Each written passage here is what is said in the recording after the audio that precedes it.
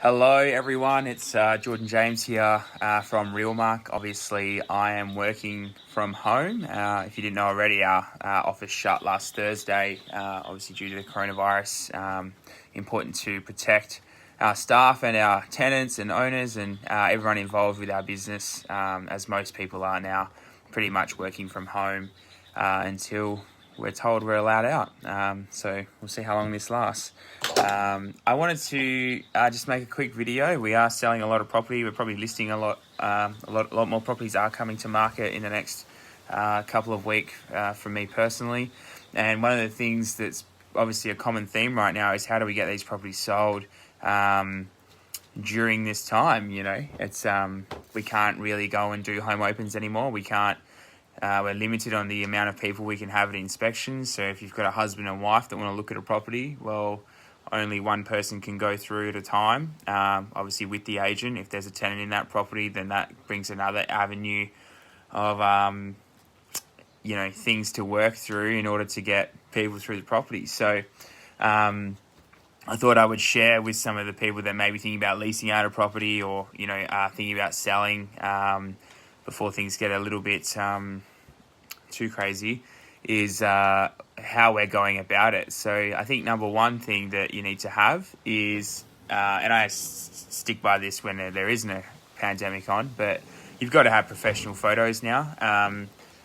It at least allows, a photographer can capture better angles, can show a lot more of the property, and it looks a lot better when a photographer takes the pictures than say when I did on my iPhone or we do it on like the office camera or something like that. It's super important that you're presenting the property, because now it is definitely the first time somebody is going to touch your property when it's for sale or for lease is going to be either on realestate.com, reiwa.com, any of those major portals. So if you're not using professional photography, you probably need to look at that and try and at least present the property as best you possibly can online, because it's a pretty good chance that that's where the buyer's going to touch it first time round.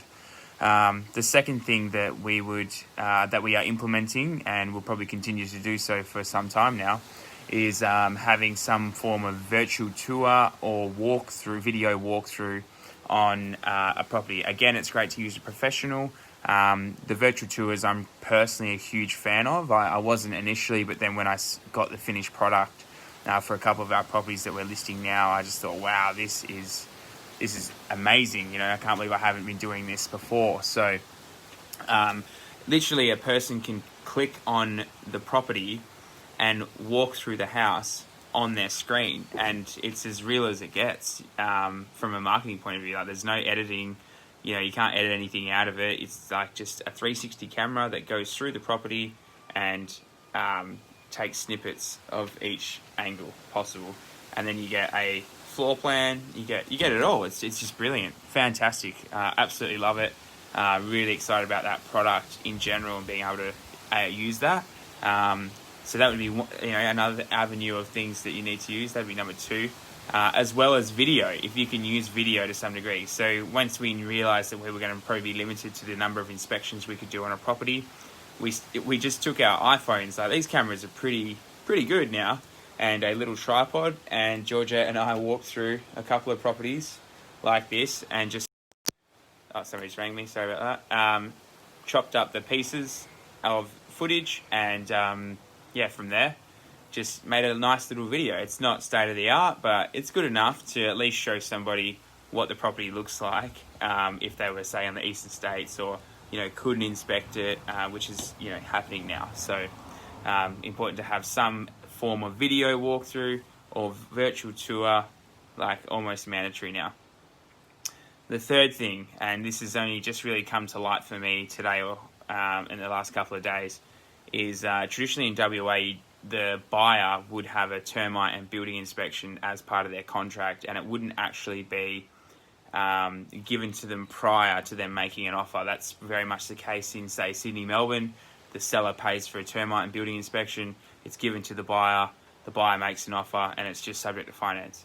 I think this is a time where WA potentially even looks at moving towards that. in order for the benefit of the seller, well, for the benefit of both parties, but this is how it benefits the seller, because I know sellers will listen to this and go, well, I've got to pay more money, I'm not doing that.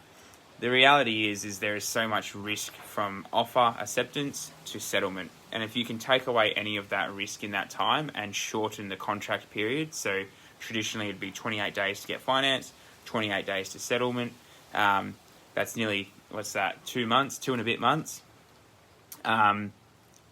just under. You want to shorten that period as much as you can, because the longer you leave it, the more risk there is that something goes wrong, either with the property, the buyer gets cold feet, they can't, there's just a million things that can actually happen in that time that could bring the deal undone very quickly. So it's important that now, a couple of sellers and I have talked about, we're going to get termite inspections, we're going to get building inspections done. All up, it might cost them $600, but that's then provided to the buyer, so that they, A, are feeling really comfortable and secure about making an offer. B, the contract is a lot cleaner. They just need to get money from the bank. That's all they've got to do, which then also allows us to play with the timeline. So we can maybe shorten, if the buyer's really confident in their finance, we can shorten that period of going maybe from 28 days, we give them 3 weeks, so 21 days. And then the settlement could maybe happen 10 or 15 days after that. So anything we can do. So we've shaved off potentially 2, maybe sometimes up to 2.5 weeks off what a normal contract period would be, which, again, time is money, and the more time there is involved between offer acceptance and settlement, I'll say it again, there's a lot more risk. And if there's more risk, it's putting the seller at potential of losing time on market and a range of different costs that are associated with that. From a buying point of view, well, you don't have to pay for a pest and building inspection. It was done last month, or it was done last week. It's all there, completely transparent, all there for you to buy. And you can now buy properties off virtual tours. You can see it as it is. One of the things that we are implementing with some of the buyers that we deal with when they make inquiries is, before we get to that actual viewing of taking someone through a property, we need to make sure, A, that they've got a pre-approval, they've driven past the property, so they don't turn up on the day and go, oh, I don't like this street, I don't want to live here. And 3, they've at least watched the video and virtual tour to at least get a really good feel for the property before we even get there. So the only reason they'd probably want to be going through is to make sure that it is what's been presented to them, and maybe they're ready to make an offer. That's really what the inspection should be about now, in this time, in the way the world is. So I'll maybe do a separate video on that at a later date. But I hope that provides a bit of info. Of course, if you need any help, we are always happy to help. So please just reach out and take it from there. Hey Todd, hey Travis, good to see you guys. Take care.